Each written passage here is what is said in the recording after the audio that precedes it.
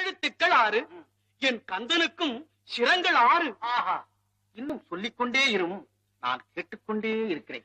சிங்காரவேலனுக்கு சிரமும் கரமும் சேர்த்தால் 18. தமிழ் மொழியில் மெய்யெழுத்தும் 18.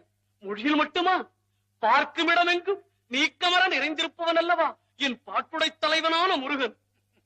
அது சரி, உமது ஆற்றுப்படையில் தலைவனை பற்றி என்ன எழுதியிருக்கிறேன்? அவன் குடிகொண்டிருக்கும் அறுபடை வீட்டின் அழகை பற்றி சொல்லுகிறேன். கணக்கில்லாத வீடுகள் கந்தனுக்கு இருக்கும் போது 6 வீடுகளை பற்றி மட்டும் அழகுறச் சொல்வதின் காரணம் என்னவோ?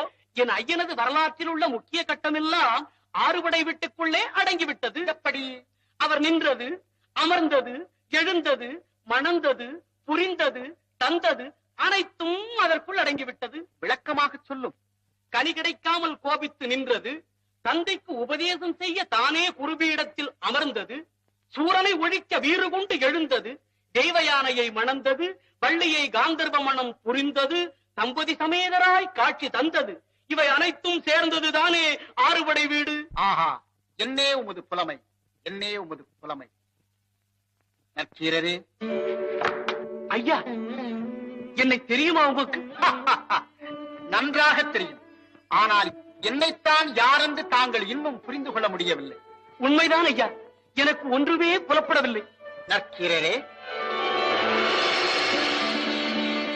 முருகா, சண்முகா, தேலவா, எனக்கு கருணை காட்ட வந்த கந்தா, நீர்தானா வந்து என்னை இப்படி சோதித்தது? நற்கீரரே, நீர் ஆற்றுப்படை எழுதும் அழகை காணவே நேரடியாக யாம் வந்தோம். பண்ணும் இசையும் உலகில் பறந்து நலவினாலும் நீர் எம்மை வைத்து பாடிய திருமுருக ஆற்றுப்படையே பாட்டுகளில் முதல் பாட்டாக விளங்கட்டும். ஐயனே, என்ன பேசுவேன், எதை பேசுவேன்? உணர்ச்சி பெருக்கால் வார்த்தைகள் வர தடைப்படுகிறது சுவாமி. நற்கீரரே, உணர்ச்சி பெருக்கால் நானும் மகிழ்ச்சியோடு தான் இருக்கிறேன். எங்கே அறுபடை வீடுகளை சொற்றமிழால் பாடும்.